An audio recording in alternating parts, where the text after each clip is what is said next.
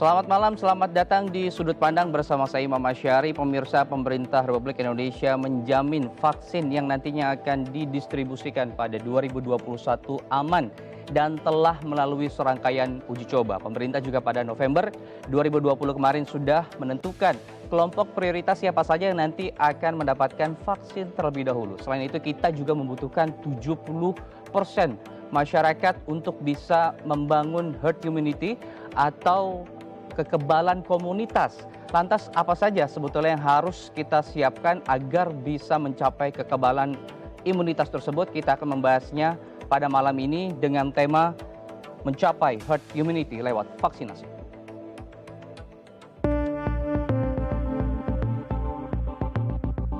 Program percepatan penyaluran vaksin terus dikebut oleh pemerintah Indonesia.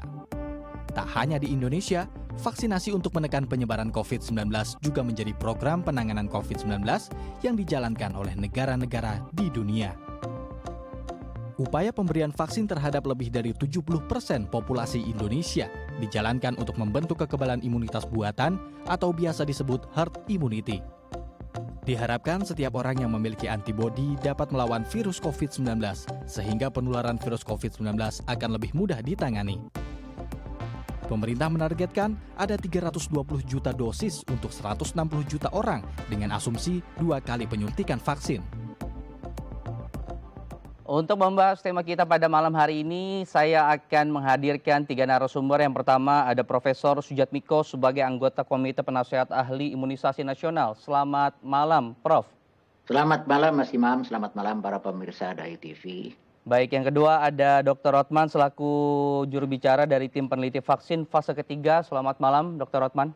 Ya, selamat malam Mas Iman dan selamat malam juga kepada Prof. Sujatmiko dan para narasumber yang lainnya.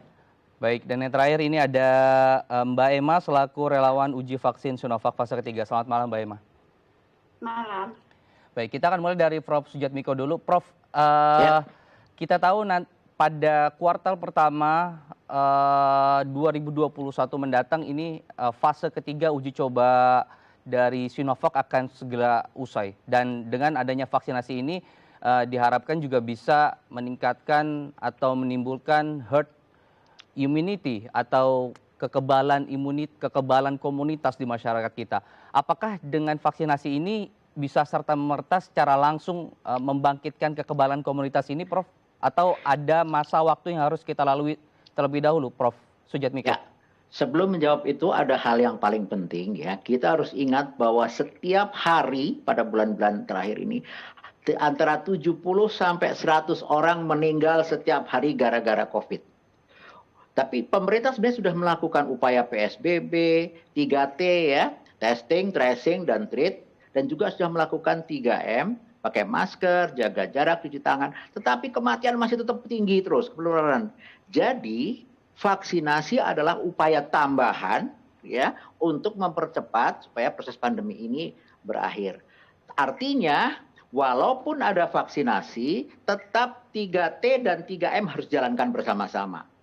Nah, bagaimana peran vaksinasi itu sendiri?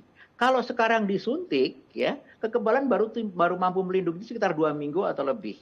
Jadi walaupun hari ini sudah disuntik, bukan berarti orang yang sudah disuntik itu langsung terlindungi dari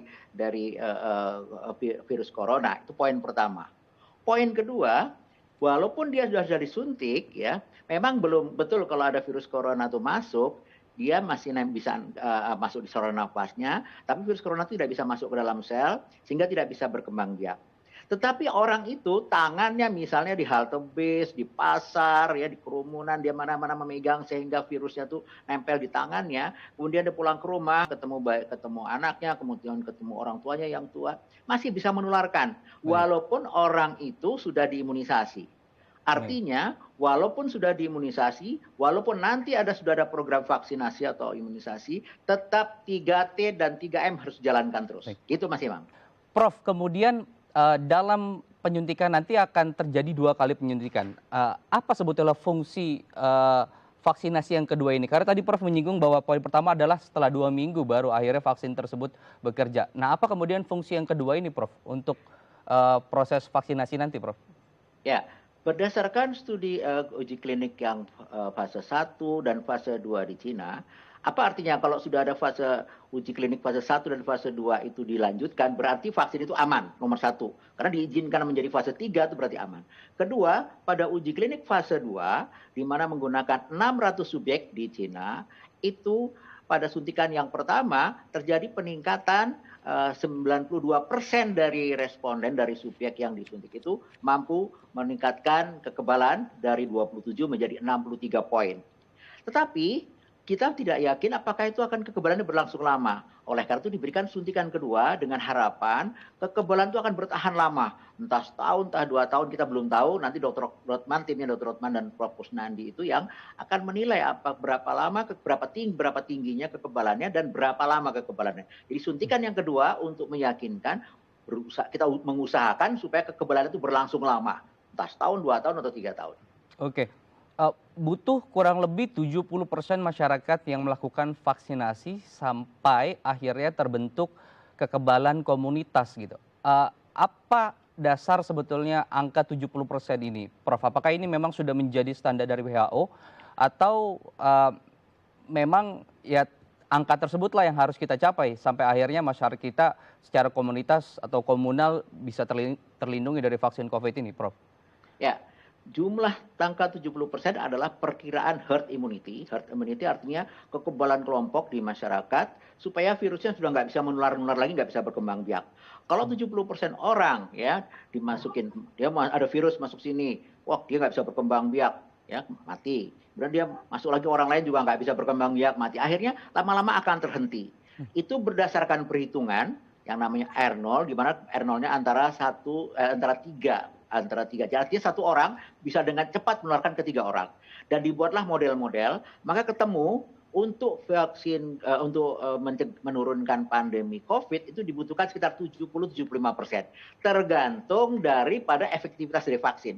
Semakin bagus efektivitasnya, cakupannya mungkin sekitar 60 udah lumayan lah. Tapi kalau efektivitasnya rendah harus tinggi. Nah, tetapi cakupan 70% itu harus dicapai dengan waktu cepat juga. Kalau baru 70% baru tercapai 2 tahun, ya lama pandeminya. Oleh karena itu, nanti kalau vaksinnya sudah tersedia dan pemerintah sudah mengumumkan akan dimulai penyuntikan dan nama-nama orang sudah didaftarkan, si A ada imunisasi di sini, si B di sini, rame-ramelah berbondong-bondong ke sana ke tempat imunisasi yang sudah ditentukan masing-masing supaya segera tercapai 70% tadi. Dengan cepat mungkin 6 bulan tercapai, maka insya Allah pandemi akan pelan-pelan turun. Saya akan tanyakan kepada Dr. Rotman, mengapa sebetulnya vaksin ini hanya diberikan kepada usia 15 sampai dengan 59 tahun? Bagaimana dengan mereka yang usianya di bawah 15 dan bagaimana untuk teman-teman lansia kita nanti yang usianya di atas 59 tahun? Kita harus jeda dulu pemirsa, tetap bersama kami di Sudut Pandang.